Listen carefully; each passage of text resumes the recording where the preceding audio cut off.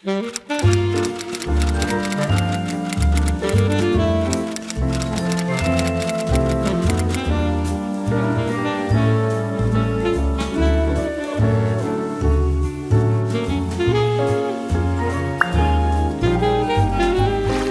friends, and welcome to my MegaCon Artist Alley vlog. I'm Julianne, and this will be my third year doing Artist Alley at MegaCon, and I'm so excited to be back. MegaCon has been a really special con for me the past couple years. Not only has it been financially successful in the past for me, but it's also been something I genuinely look forward to every year because of the connections I've built with the attendees over time. And you know, that's really just like the magic of Artist Alley that I love so much. The past 2 years have been pretty consistent in terms of sales for me, but this year I am expecting things to look a little different. With the current state of the economy, rising ticket prices, the whole tariff situation, and a growing Artist Alley, there are a lot of factors that could impact profits. I won't get too deep into all of that right now, but it's definitely something that's going to be shaping how I'm going to approach this Artist Alley this year. More than anything, I'm really just using that information to set realistic expectations. MegaCon is a 4-day convention with long hours, starting Thursday from 2 to 9 p.m. So my goal is to stay positive, come prepared with inventory as if this is what it was in the past,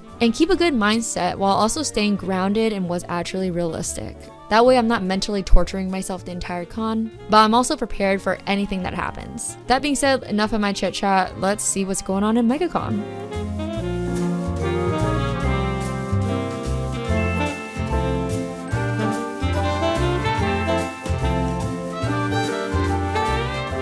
Oh, actually, I want to show you guys I was responsible this time and I brought food. All right, we have a million tiny mandarins. We have cheese wrapped in meat, protein. We have a sandwich, little cookie, and over here, my forbidden stash of energy drinks. I hate that I drink these at cons, but I need it so badly now.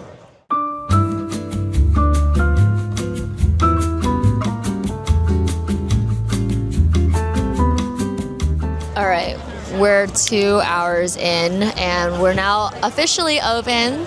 So in theory, there should be more people walking around, but in the past 2 hours, I've had like 4 to 5 sales.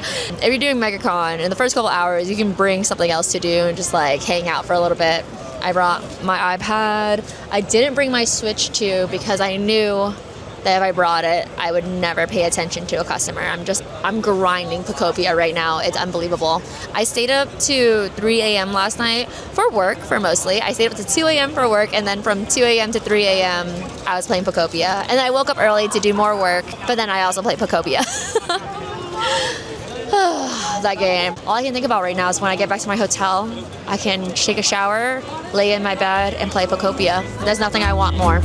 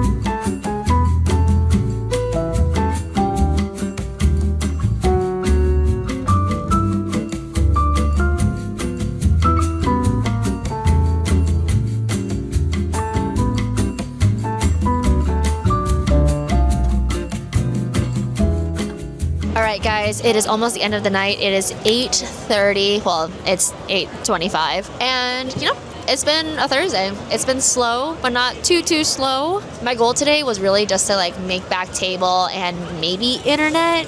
Hotel or flight was like way too ambitious, I think. But I didn't have to buy internet today, so that's good. And I think I'll have to buy it tomorrow, Saturday, and Sunday. And it's $80 a day, which is I have thoughts. I have feelings about that. I've already talked about it before. So with this table being $500 plus 3 days of internet, that's going to come out to be around $750. Pretty decent Thursday though.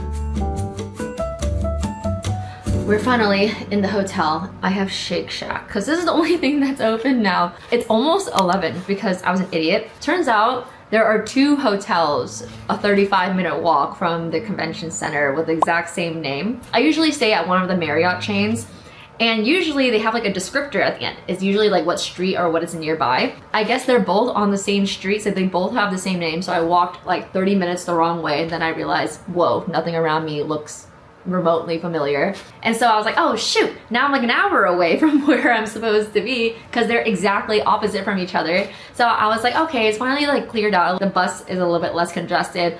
I'll just take the bus. It'll be faster than just walking an hour. Not true. The bus was very congested. There was a lot of traffic. And now here I am. The only thing left open was Shake Shack, which I like Shake Shack. So I got me a little cheese fry situation.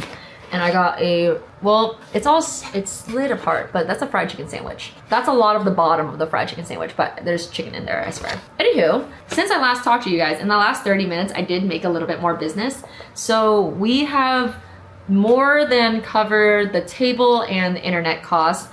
I think we have covered my flight, which was $300 is what we made in cash. And so, oh, decent Thursday. It's down by 15 to 20% from previous years, but that's kind of like what I expected, and I don't mind.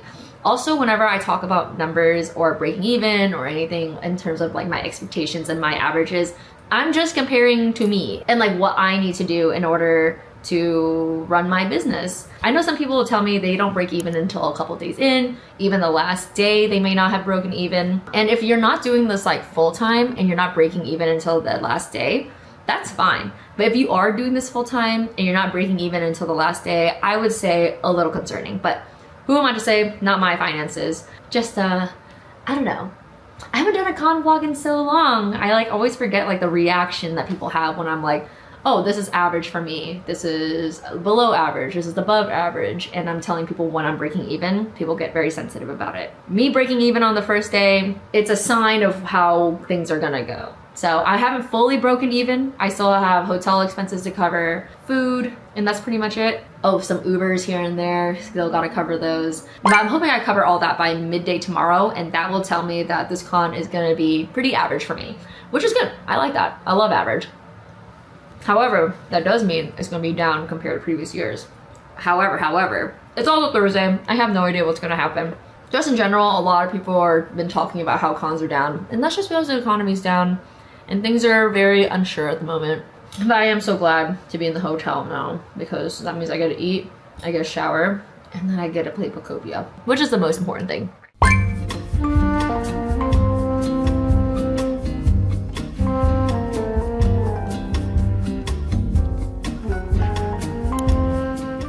Alright, it's 9:20, heading into the con because it starts at 9:30.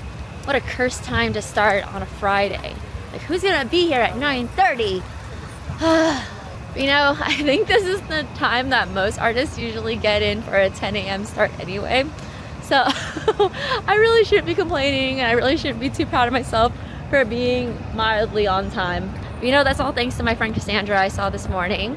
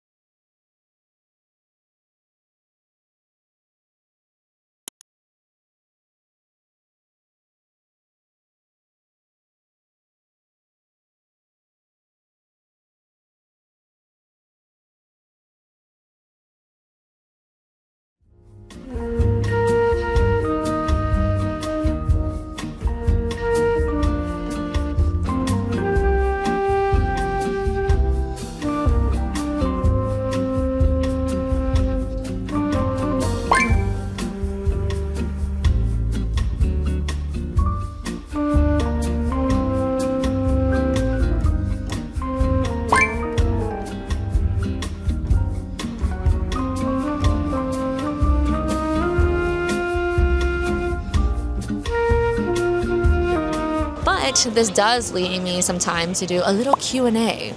I think the last time I did a convention Q&A, it was Anime Week in Atlanta, and I and many other people who made videos famously had a not so great time there. I had like all the time in the world to answer questions, but I thought it'd be fun to like pepper them into this con just because it's been a long time since I've done a convention video. It's been a long time since I've done a Q&A, and I have no idea how much downtime I'm gonna have, so peppering in questions sounds like a fun thing to do to pass the time. So I put up a poll on Instagram and I got quite a few questions back, so that's nice. You know, there's always like some weird little worry in the back of my mind where I'm like, ask me anything, and then no one asks, and you're like, oh my god, why did I ever think I was like so self-important that anyone would ever ask me questions? But you guys did, so I don't feel so stupid about it anymore. But one of the most common questions I got was, how do you pack for a con? Essentially, that's what people asked. People were asking if I shipped to hotel, if I just carry everything on the plane with me, and I carry everything on the plane with me. I don't have anything that's bulky. Basically, everything I have are paper goods, so they lay really flat. The only issue is that paper secretly weighs a lot when all stacked together.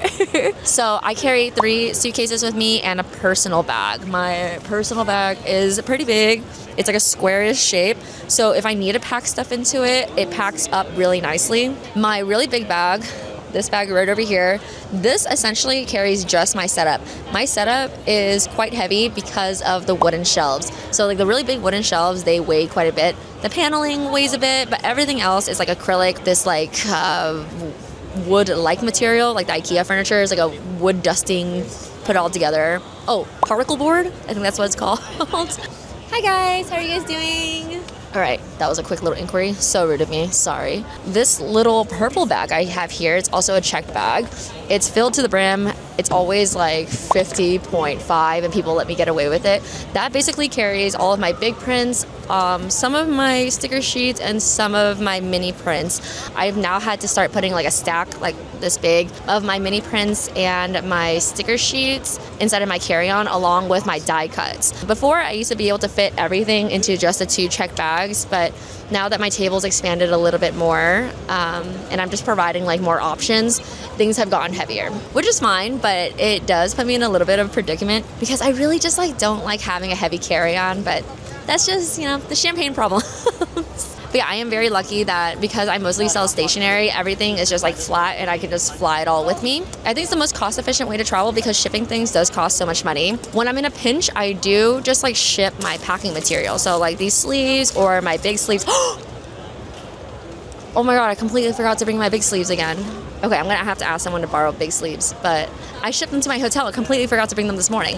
Anywho, I have them. I'm just gonna bring them tomorrow. God, I feel so stupid. Sometimes I ship these here, or the big sleeves, or just like anything that I'm gonna use up during the con, I usually just ship to my hotel. If you do it through Amazon, it doesn't cost you anything to do it. But if you do have like bulkier material, like if you sell bucket hats or like t-shirts or plushies, shipping might have to be the route that you go. But if you just sell like paper goods like me, you can fly with it. And it's also like a pretty decent workout when you're flying, so get strong. Make sure you have a strong back, strong arms, strong legs if you're gonna do it, especially when traveling by yourself. All right, another interesting question that I got was tips for retiring old pieces. I don't want to just toss it, but there's only so much space. So I think that is where selling online and having sales is very, very useful. Or you can do like a blind mystery bag situation. So you can put like very popular items with items that you're trying to phase out all together and then sell it that way. And that way you're getting rid of inventory. I like doing that. I also like doing, like with my spam print, what I really liked about that was because I made a video about it. I was like, oh, I'm phasing this out. You'll never be able to get it again, but here's a new and improved version. The older version actually sold quite a bit. So you kind of like, in revamping it, you kind of advertise the old item and you get rid of it that way. I don't know if I overdid it on the caffeine, but I had just half. I only drank half of this yesterday. I drank the other half right now. And then I had 2 cups of tea this morning, and like, I'm like, my vision's getting like, it's getting a little spooky. Oh, I'm a little spooked out.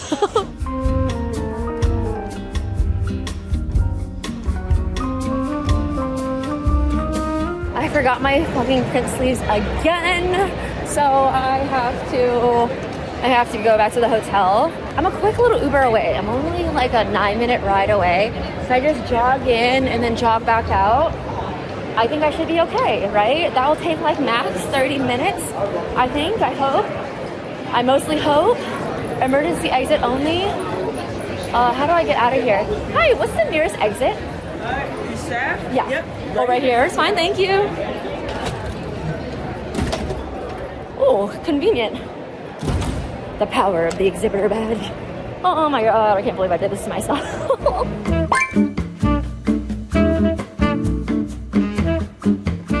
Ooh, did a quick little loop. I have my little baggies. Now I'm ready to go. That did only take me 30 minutes, so I do feel pretty good about that. Pro tip, if you ever have to like do a loop, you can just ask your driver to stay there and pay them in cash. They make more money that way. They're happier, you're happier. It's just a good way. It's just a good way to go in a low circle. I don't know how often people have to do that, but I've definitely done it enough times when I forgot things.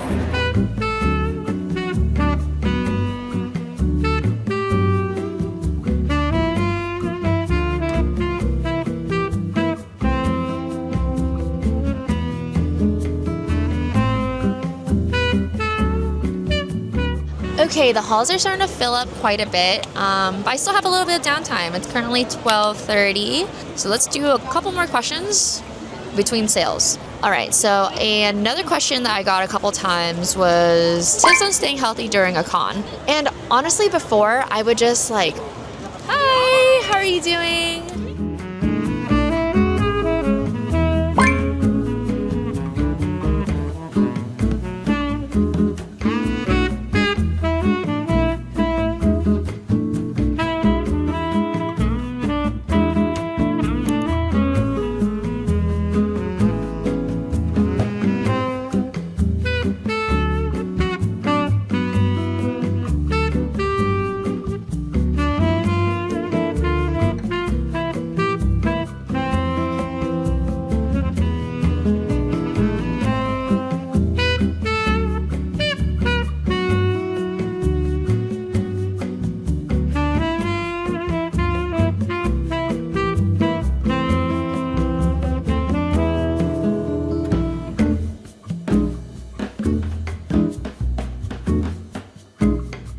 Okay, I don't know why this always happens, but whenever you have like a lull and then you try to take advantage of the lull, that's when it ends. So if you ever want to break like a dry spell of customers, just like start doing something genuinely and then people will come. I don't really know what the magic or the science behind that is, but it always happens. But the trick to staying healthy at a con is really, really tough because you're just like here all day. All you want to do is like munch on the food. And then all you want to do when you leave the con is like go get really yummy, tasty, unhealthy food and then go lay on your bed. I try to stand a lot, and while I'm standing, especially if there's like no customers around, I do like little stretches. Like I'll stretch my calves a lot, I'll stretch my quads, maybe I'll do a couple lunges here and there just to stay a little active. I stretch out my shoulders a lot too. After my first year of doing cons, I made a very conscious effort that whenever I would bring food, if I remember to bring food, I would always bring a lot of fruits, a salad, and protein to make sure that I'm eating healthy, and then for dinner I can eat whatever I want. I also will bring like candy and like a cookie. I'm not like a freak about it because I know that if I start getting those like little cravings while I'm at a con, I will just cave and then go get convention food, and convention food is the worst. It's expensive, it tastes bad, it's unhealthy. I'm usually stocked on like little fruit. It's mostly like the actual lunch that I forget, but I try my best to bring a healthy lunch when I can. And then also, I know I'm also drinking these. I really don't like that, but I drink a ton of water, like a ton of water. It's good for your health, it's good for your brain, it's good for everything, good for your skin. So those are things I do like to make myself feel better at a con, because you just feel gross. Like it's like hard to feel good. And then also, because I'm a freak about pickleball, I play a lot of pickleball when I'm like in a city that has like the facilities for it. So that keeps me pretty healthy. Hi, how are you? But honestly, I think the real trick to staying healthy while doing like the whole convention circuit is to stay healthy outside of the con. Like prep your body for it, work out, eat well. It's so annoying, but I like pre-hydrate before I come to a con. I'll spend the days before just like drinking a ton of water, working out, making sure I'm doing like back and like leg workouts, because you do a surprising amount of standing and sitting it like hurts your back. So I try to keep good posture. I'm kind of hesitant to answer this question because I kind of feel like people think I'm annoying about the whole health thing, but in a counterpoint, whatever you're doing, you should try to stay healthy.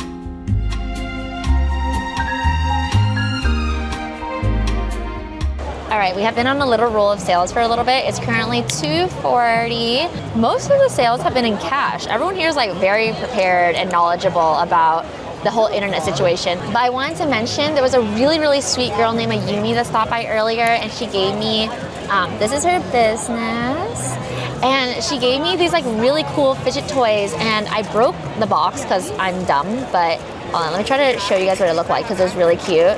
It's like packaged in a little bento like this, and look at it, they're like fidget toys. Like, that's so fun. Or like, what's this one?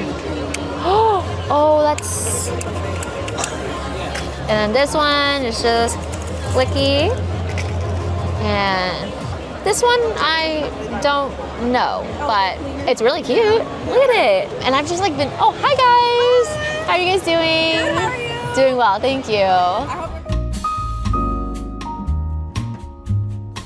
I swear every time I turn on the camera, people come to the booth. It's like an amazing like summoning spell, but I don't know how to like control it really, because like when I turn on the camera, I like want to talk to the camera, and I have to genuinely want to like interact and talk to the camera. Otherwise, the spell doesn't work. So I have to be genuinely interrupted, which I like. By the way, if you ever see me filming at my table and you want to talk to me, just please interrupt me because I'm literally talking about nothing in these videos. But anyway, I think before I was saying that I love MegaCon, especially since I always get to see familiar faces, and it's so nice and so much fun to see everyone and talk to people and catch up with their lives, because we only get to see each other like once a year. And I don't know, especially at MegaCon, I feel like I get like a really genuine vibe and feel like I'm making like a real connection with especially the customers I see from year to year. And I consider them my friends. I love seeing them and I look forward to it. So I've been having incredible interactions and conversations, and it's only Friday. It's currently 3 p.m. so we have 4 hours left, and I'm already like so full of love, and I don't know, heart so full, belly a little bit empty. But what's new? Also, I totally forgot, but this really cute girl named Siri stopped by my table. She's also an artist, and she gets stopped by with all these little goodies, and she knows what's up, because there's a liquid IV in here, the importance of staying hydrated. There is emergency, because I'm always getting sick at cons, you know, it's disgusting air. So I'm about to have this insane concoction right now. And she also left me a really sweet card and this really cute note card that she made. So talented. I hope you sell these because I want to buy a few of these. They're just so cute. But anyway, yeah, just an example of like everyone being just so nice. Oh wait, sticker sheet, so cute. Wait, and also protein. I was just talking about this.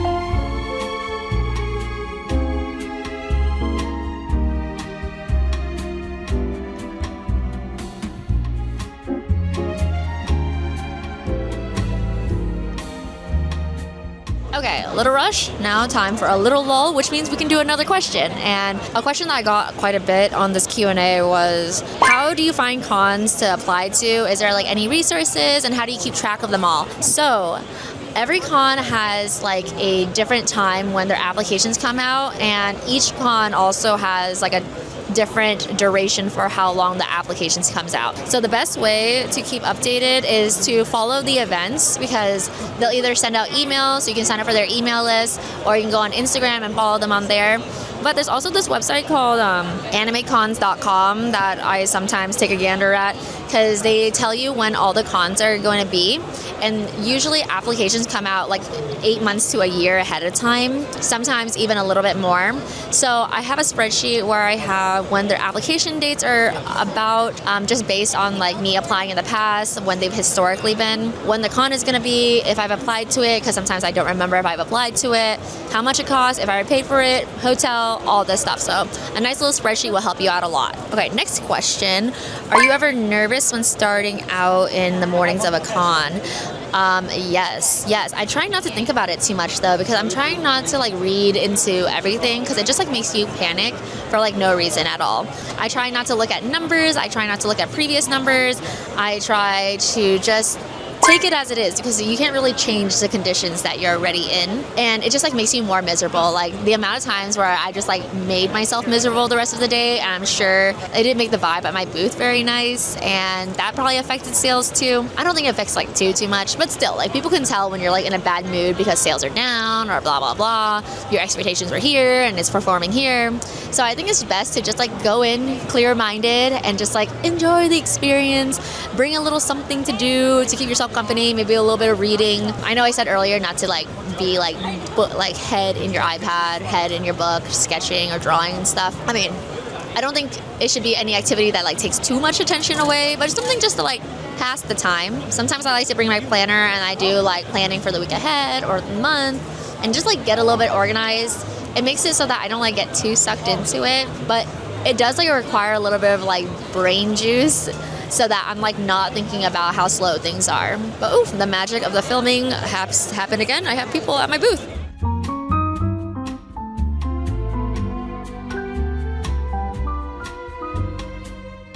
My cats got into this. Look at this. Teeny little cat bites. And it's making me miss them so much.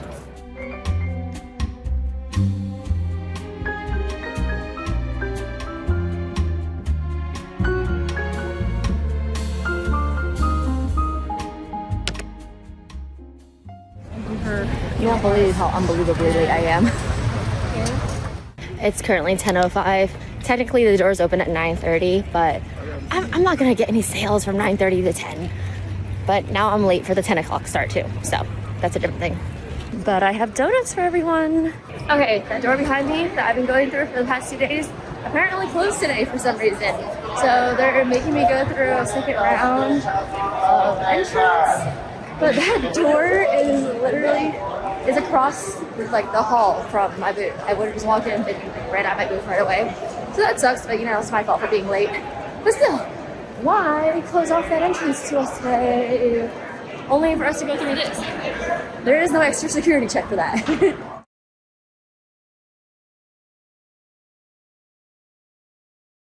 I'm here at 10:15, not too bad. And look, it's empty, so I was freaking out for no reason.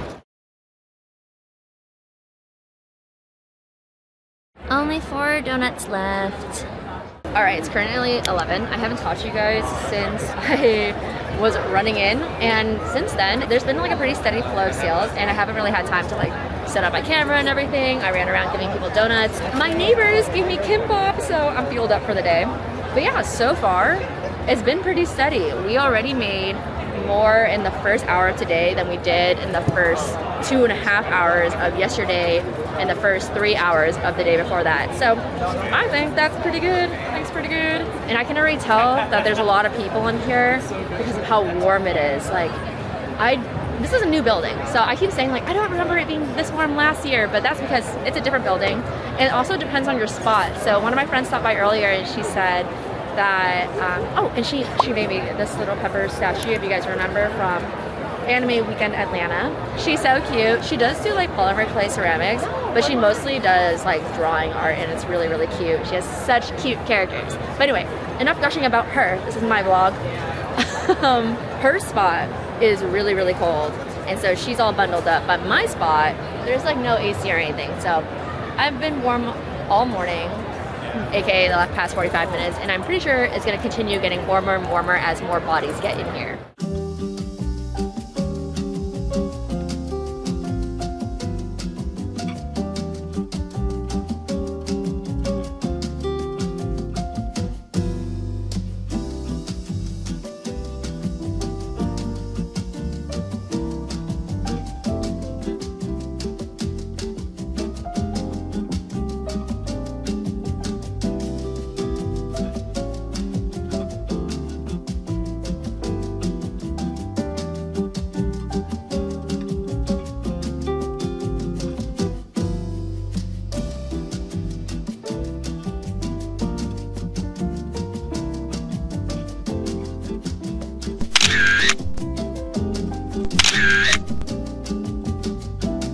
Okay, it's currently 11:30. I have a small lull. It's been really consistent traffic pretty early on. I'm really happy with it. But I thought I'd fit in a quick question right here, and this came up quite a bit, and it is, what is my weirdest convention experience? And since I've been doing this for the past 4 or 5 years, I have had my fair share of like weird or creepy experiences. It's not because of like the demographic of attendees that come to conventions. I feel like that does often become like the reputation that people are creepy at conventions, but I would argue that it's just like a lot of people and the population is dense since we're all in this convention hall. You're bound to run into weird interactions more often just because you're seeing more people, not that attendees are any weirder or any creepier than just like people outside, because I've had equally weird things happen to me at a bar or just like at a concert, out and about. The real common denominator, unfortunately, is that they're all guys. So at WonderCon in Anaheim, one time I was followed home by a guy that did the whole milady thing to me at my table. I was dressed as Sailor Mars that day, and he was like, hello, milady. And he gave me the, wow, I haven't seen such a beautiful woman in such a long time. And I was like, oh my goodness. And then I saw him at the end of the con, and he saw me, and I turned the other way and I started walking away. I started walking out of the con, and he started following me, and I was like walking home. And then eventually I turned around, I was like, why are you following me? And he was like, oh my gosh, I didn't think you'd be so rude since the exterior is so pleasant. And I was like, oh my God. But anyway, that happened. Another time, someone came by my booth, and he stuck around my booth for like an hour. And it wasn't until my booth neighbor like scared him away. This was really early on in my convention career, so I was like a little bit scared to like be mean and shoo him away because I travel by myself, and so I didn't want to make an enemy out of like a giant man. But my convention neighbor had no problem with it, and ever since then I've been very firm and very strict about my boundaries. But yeah, you know, those are the two most memorable ones. But I've had a lot of like Deku milady experiences. And there's actually another similar question here, and it is, what is your worst booth neighbor experience? And I've been very, very lucky. I've only had really, really great booth neighbors. There's only been one time, and it was recent. It was at KatsuCon. I didn't vlog it, and I kind of regret it. But my booth neighbor, their booth extended like 2 feet into the hall, and there was a very strict rule that your booth cannot extend past the table because it blocks everyone else. It's really inconsiderate. And he already had this like huge corner booth. I asked him to like move his booth a little bit because the stuff that was coming out is all extra. It wasn't like a part of another print. He just put out a whole extra print, which he could have taken down without compromising the rest of the build. And I asked him really nicely, I was like, hey, I'm sorry, this is actually covering my booth. Do you mind if we take this down?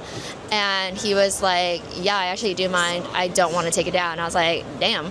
So I'm not afraid to tell on people. So I went to go tell on him, and the convention people didn't do anything about it. So that sucked. It was very unpleasant. But yeah, that's it. Nothing too crazy. I don't run into drama too often just because I'm very strict about avoiding it. I was gonna go back to work, but then I realized that there's another question here, kind of related. I know that I said that I'm not about the drama, but our trigger asks, who would I fight in Artist Alley? And I would fight Time Skip Studio. Those two little skinny boys, I could take them.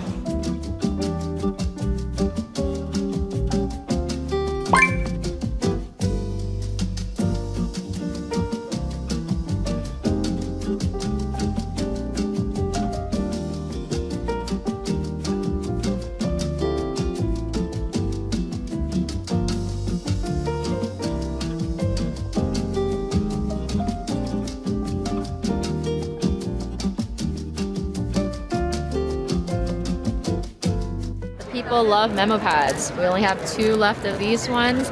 I came with like 20 of them. We completely sold out of the strawberry ones.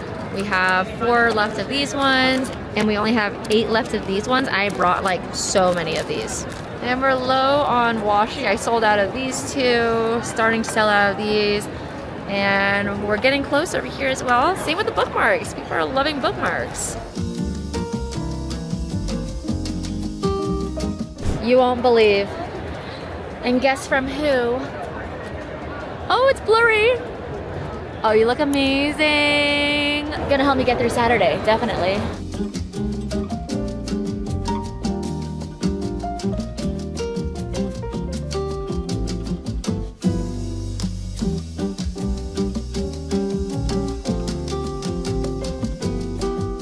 All right, it's currently 4:17 and I am dying. I am so tired and sleepy, and I really don't know why, but I do know why. Even though I got into bed super early last night, which was so nice. I was in bed by 8:30. Lovely. I stayed up way too late watching Shark Tank and then playing Pacopia, and I woke up early again because I had a little bit more work to do that I didn't do last night. And I'm so tired. I'm dying. But so far, it's been pretty good. I wouldn't say it's like a really crazy Saturday. It's pretty decent. I have nothing to complain about. It's actually performing really similarly to yesterday, which was a little busier than I anticipated. And I just realized, a bunch of people told me it's spring break right now. So usually MegaCon's in February, and it's a really good February con. But I was like a little worried when I moved to March, and also I was a little worried given how the economy's been and the affordability of tickets, because I know ticket prices have gone up for MegaCon. But there's a ton of people here, so there's still really good foot traffic because it's spring break. So there's just like so many factors that go into the economics of Artist Alley. But so far we're doing good. It's looking like it's going to be a good con, not a super great con, but good. And in this economy, good is amazing.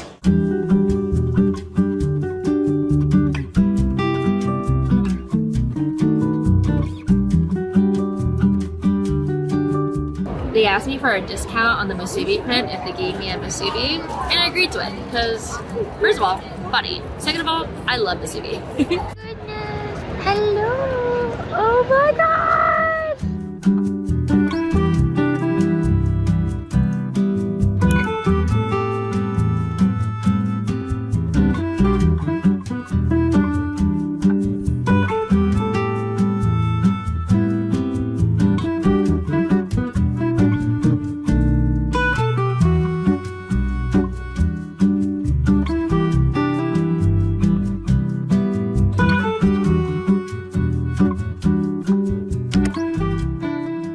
All right, now this is what I call prepared. Look at this. Oh, the japchae is still in here. Yeah, we still have the japchae.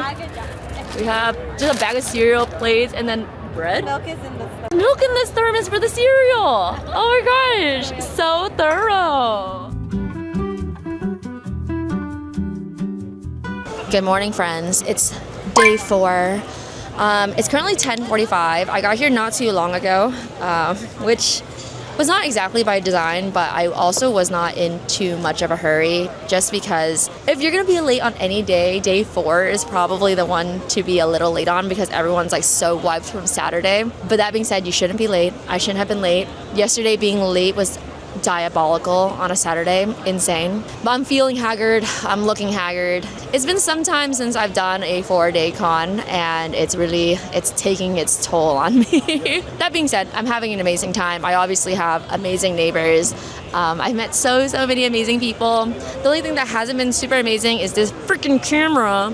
I realized that some of the footage last night was like a little weird, a little shaky, and sometimes the mic wasn't working. So we lost a little bit here and there, but you guys won't be able to tell with editing magic. But because it's Sunday, because it's anticipated to be a little slower, I can finally answer some more questions. There are a few questions with a recurring theme of basically, are cons still worth doing? How do you make this sustainable, and is it sustainable? Do I think I'm going to continue doing cons in the next 5 to 10 years? And just the general, like, how long can you do cons for, and is it worth it? So basically just like, are cons still worth it, and can you make a long-lasting career out of just doing cons? And I think it's a really interesting question. I do think it's quite personal and really dependent, especially on everyone's financial situation. Like, are you by yourself? Are you being supported by your family? Do you have a partner that can support you when things get lean? Because the thing about business is you're gonna have up years and you're gonna have lean years, and you're always gonna have to prepare for it. So are cons a sustainable career? I do think it can be sustainable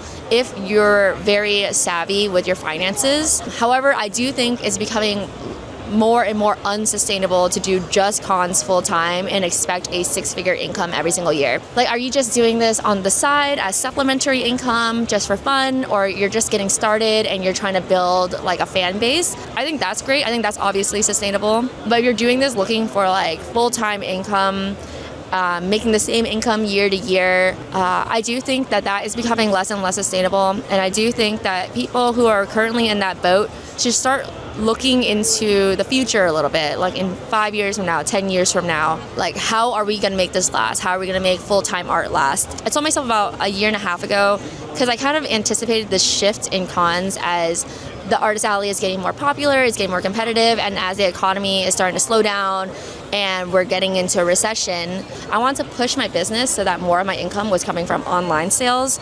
Rather than convention sales. So the goal was by 2026, I want to make most of my income, about 80% of it from online sales and 20% of it from cons. And with the way that it's been going for me this year, with me not getting into any cons and barely getting into markets, it kind of looks like that's going to come true. Last year, I think 75% of my income came from online and 25% came from cons, which I was really happy with. And so I think if you have like a plan, like multiple streams of income, and you're supplementing in different ways, and you're using your presence in Artist Alley to push in different directions, I do think that's sustainable. But just cons by itself, just going through the con grind, it's getting harder and harder. And that kind of rolls into the question of, are cons still worth it? And again, it depends on your goal. Are you just coming here to get experience selling art for the first time? You're trying to get a footing in the industry? You're here to meet people, find fans that love your work, and then push them into a different avenue? Or are you here to make like $200,000 a year doing just conventions? I think the former is still worth it, definitely. And I think the latter is much more ambitious than it was from 2021 to 2024. During that time, there was like a huge boom in like how much people were spending in Artist Alley. Because of the stimulus checks, because it was post-pandemic, everyone's excited to spend. There was so many different reasons why people were making so much more money in the Artist Alley, and now we're coming down from that. It's getting harder to get into cons, so that former glory, it just like isn't quite there anymore. And I anticipate it to continue getting a little worse throughout the next couple of years. So I think some people can still do it, but it's gonna be really, really hard. It's gonna be a bit of a bumpier ride than it had been in the previous couple of years. I made a couple quick sales, but it's been like 10 minutes since the last sale, so I will finish up this question. But the next part of this question is, do you see yourself doing cons in the next 5 to 10 years? Oh my God! Ah, you're here! Hello! I was just talking about how rude it was that I interrupted our beautiful conversation, and then I interrupted it again because my friend Cass stopped by. She's a girl that we got lunch with. No, she's a girl that we got breakfast with like 2 days ago. I forgot that I gave her my other pass, so I was like so shocked that she was here. But she's great, very chaotic. If you want to follow along, these are her 2 YouTube channels because she loves to stay chaotic. She's crazy, and I don't know how she keeps up with all of it, but she's great. She does reading, she makes maps. I think I already talked to you guys about her, so enough about Cass. Let's figure out the rest of this question, which is, do I think I'll still be doing cons in 5 to 10 years? And I think I'll be doing cons as long as they'll have me. Like, as long as I'm still wanted at these cons, as long as I'm still getting in. I want to keep going. I love doing cons. I just don't love doing it like every single week of the year and then killing myself doing it. Right now, I'm loving like a once a month schedule and then maybe take like 1 or 2 months off a year. So like 10 a year is amazing. Maybe in the future, I'll only do like 1 or 2 or 3 a year. But I don't know. I want to keep doing it as long as, you know, I'm wanted here. If there comes a day where people just don't want to see my art anymore, or conventions just like don't want my table, then that's fine. But until then, I'm gonna keep doing them. But again, like financially for my business, I do like the idea of pushing more online and being able to stay home and create more. But that being said, 10 a year. 10 is my goal. And right now we're not gonna do 10 a year this year. But that's okay, it happens. Lean years will happen, and that's why we financially prepare for it.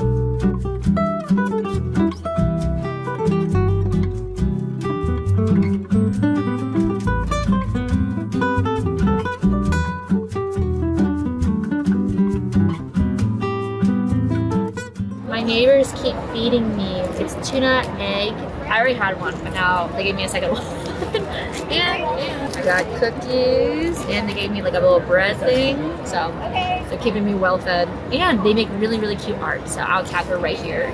I told her she should start selling this stuff to vendors though, because she'd make so much money because it's so yummy. But it's like a whole food license thing. But you know, another venture because she is a good cook.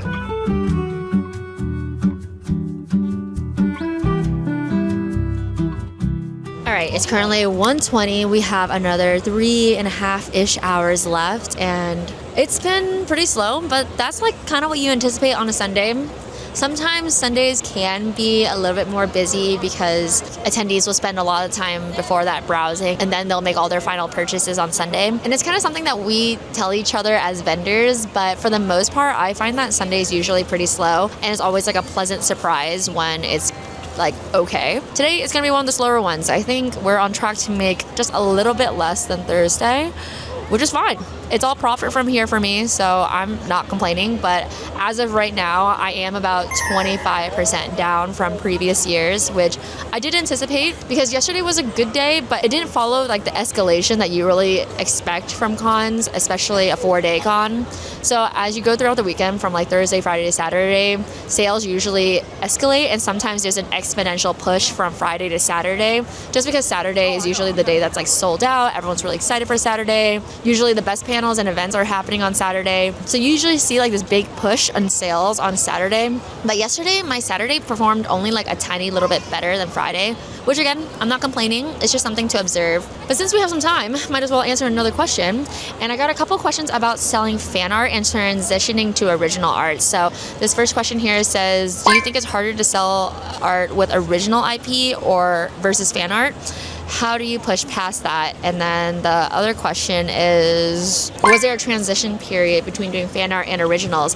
And for my career, I actually started out with originals selling online, and then I got into my very first convention. I got into making fan art. And then the truth of the matter is fan art already has like very strong IP. So sometimes people will just buy just for the character or whatever you're drawing itself rather than your art. So you can get like addicted to making fan art because it sells so well. But in terms of like longevity, I think original is the way to go. And that's why I started pushing original about 3 years ago. It's going to be harder at first, but I think it's kind of like a J curve. It's like you just like push for a really long time. You're not going to see a ton of results, but all of that momentum is eventually going to spike, and then you'll start seeing the results from it. And then you own that IP. You can do whatever you want with that IP. Nothing's stopping you. And I just think generally it's better for longevity, but I understand the appeal for fan art, and I personally like love fan art. I love buying fan art. Hi. How are you? Good. How are you doing? Sorry about that. But anyway, yeah, I think that selling originals is going to be much, much harder in the beginning, but it is so worth it eventually if you continue in the art space, especially since you run a lot of risk making fan art, especially if you're selling online. And with like new AI technology, they're starting to find people a lot faster. So yeah, it is harder to sell originals, but I do think it is worth it. And there was a transition period for me, but I feel like I'm always like very clear in communication about what I'm doing with my art to my audience. And I do feel like the Artist Alley vlog audience is different than my usual audience. But yeah, I feel like I've cultivated a good community here where the people care about just like the art I make. So I can push into originals a little bit easier. I don't know, I just like went really, really hard at it and tried my best, and so far it's working out because online, all I sell is originals. And as I said earlier, most of my income comes from online.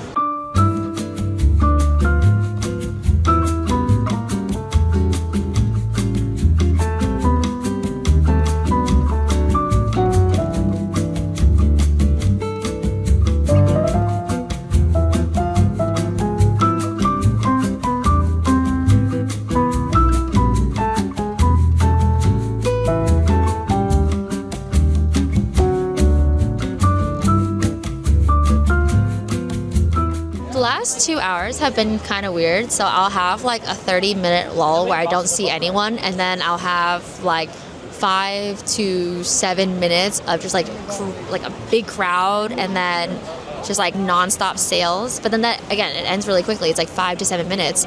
And then I have like another like 30 to 40 minute lull. So I'm trying to like really keep myself engaged.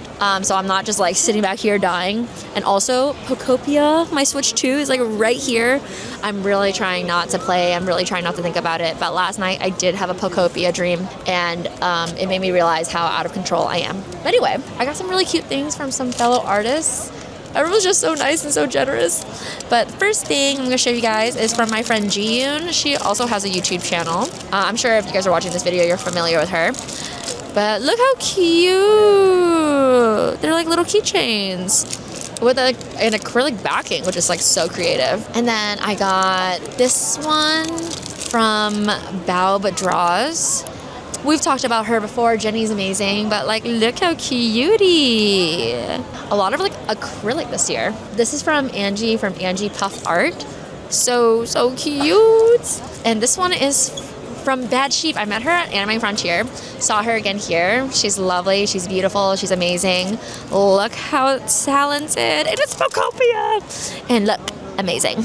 And this one I got from Tambry Art. Beautiful. And this one, hand-drawn Pepper. And it's from The Fox's Den. I also got, you guys saw this earlier, I got another Pepper crochet plushie. So cute. You guys are like actually so talented for being able to do this, because this is like with no pattern. Amazing. Also from Russell, from behind me, fellow YouTuber and amazing friend and beautiful person and super talented. We did a little bit of a sticker trade, but like, look how cute. I definitely feel like I came up on it. Look how cute. Look how cute. I aspire to be this. And this is just like so relatable, because I did just kill my Tamagotchi. So cute. You guys are so talented, and I'm eternally grateful. But anywho, it looks like my lull is still going, so let's do another couple questions. Self-serve versus behind the counter. If you stopped by my booth before, you'll know I'm all about self-serve. Do people steal from you? Maybe, but not that I know, and it's like not enough for me to pay attention to. But usually I'm like here, I'm pretty alert. I hate behind the counter just because I hate having to keep things organized. I kind of just like people perusing and holding the item themselves. And by doing that, I feel like people are better about reading the deals, and they just like keep picking things up. So I like self-serve.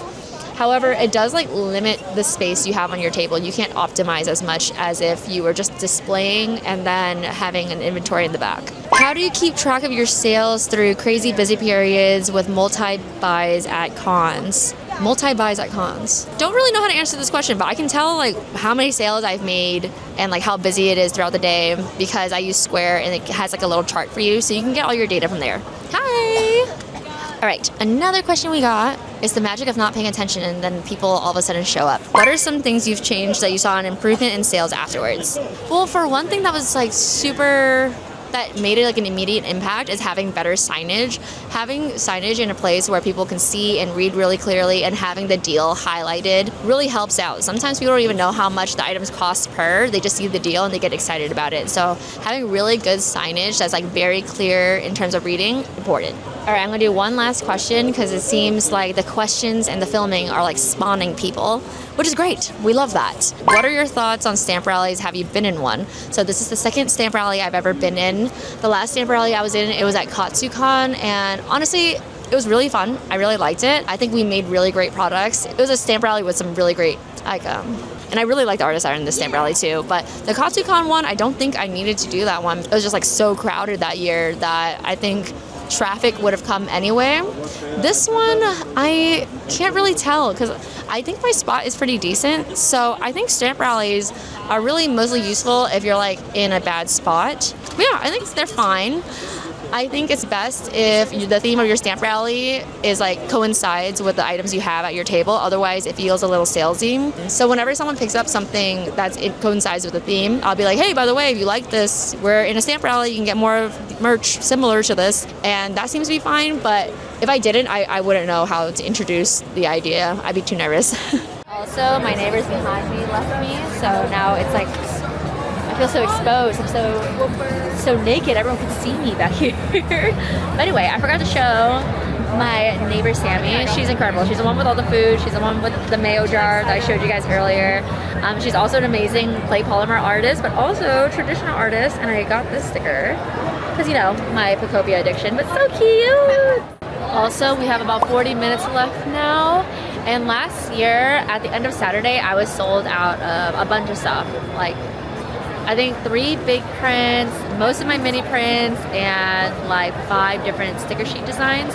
This year, I sold out of most of my washi and bookmarks. I sold out of 1 sticker sheet design. It was an original, so that's amazing. And I sold a lot of these, and then 3 different memo pad designs. We have... This looks like a whole empty row, but really it was just like 2 designs that sold out. And none of the big prints sold out. I did bring the exact same amount of pretty much everything. The stationery is new though, and what I'm learning is that the MegaCon girls, they love stationery. I also feel like you can tell that it's a little less crowded, and the fact that I'm wearing a jacket. It got cold because there's like no more body heat heating everything up.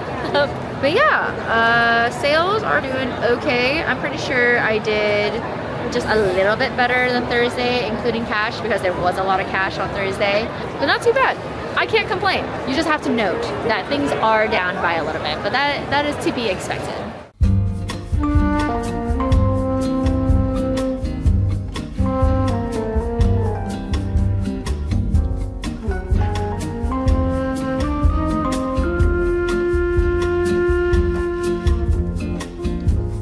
Hello friends, I am finally back home. To you guys, I will have just appeared here.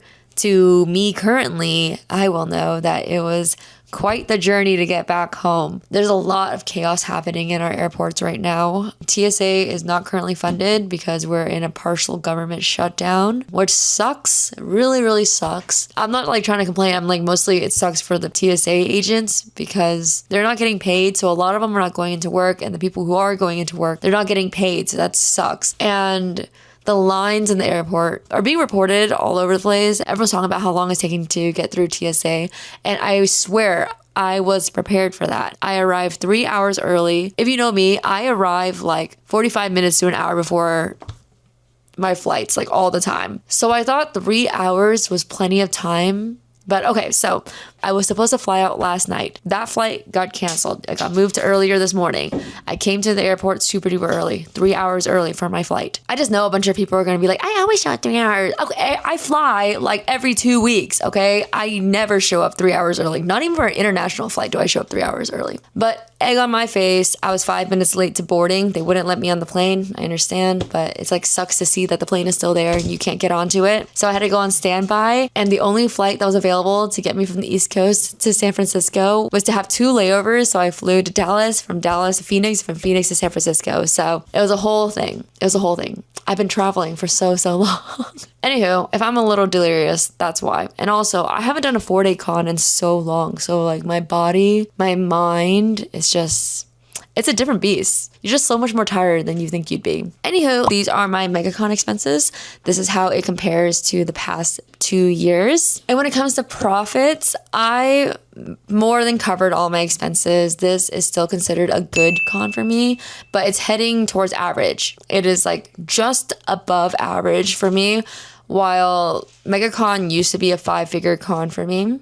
It no longer is. This year, I'm down by 23%, I believe, which is what I kind of anticipated. I've talked about this earlier, but I have been like mentally adjusting and financially adjusting myself so that my business and my personal life can tank this like little bit of a dip. Because when you have a business, you have to prepare for lean years. It's just a part of it. Do I think there are a lot of factors that don't need to be happening that's causing this? Yes. But that's neither here nor there, nor is it something that I can really control. What I can control, however, are my expenses, how I save, and my expectations going into a con and how to prep for it. So seeing that I'm down 23% for this con, for Anime Expo last year, I was also down 20-ish%. And for the cons the rest of that year, for the rest of 2025, it was also down around 20%. I already told you guys KatsuCon was down by 60% for me, but that could be due to external factors as well, because there was a huge incident that happened at KatsuCon last year. There was one that happened at SoccerCon last year too. It was kind of a cursed year. So I'm interested to see if SoccerCon will also be down dramatically as well, because both Katsu and SoccerCon are considered really big cons. But yeah, I did fine. I'm happy with it. There were a million other YouTubers there as well, and everyone did differently. That's the thing about these conventions, and that's the thing about Artist Alley, is that it's so different person to person. So hearing me say however I did may not be even close to a reflection of how you would do at these cons. Like maybe you would blow me out of the water, or maybe my average is considered high for you, or just like so many possibilities. I know that a lot of first timers this year came to my table and told me that they're doing amazing, which I'm so glad to hear. Just from my perspective, my personal experience, I'm down. Mathematically, I'm down 23%. So that is something to note. And as someone who does art full time, it's something that I have to put at the top of my mind when I'm making moves in my business. People don't talk about this often, about owning a business. And for me, I am lucky that my business generally has low overhead, but it's like so easy to bankrupt yourself. So you just have to be very, very, very careful. When you own a business, part of having a business outside of like with really, really great years are going to come really, really lean years. So you have to financially prepare yourself and save. You got to be smart with your money. You got to be smart with your moves and smart with how fast you expand and how you're going to expand.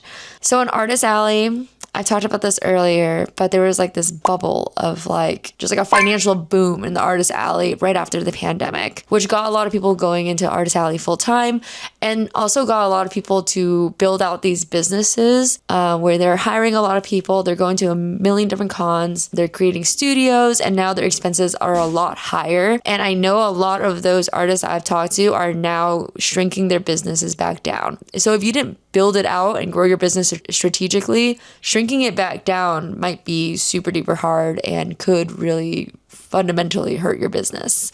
I'm really glad that I have like attention issues and I procrastinate a lot, so my growth is slow.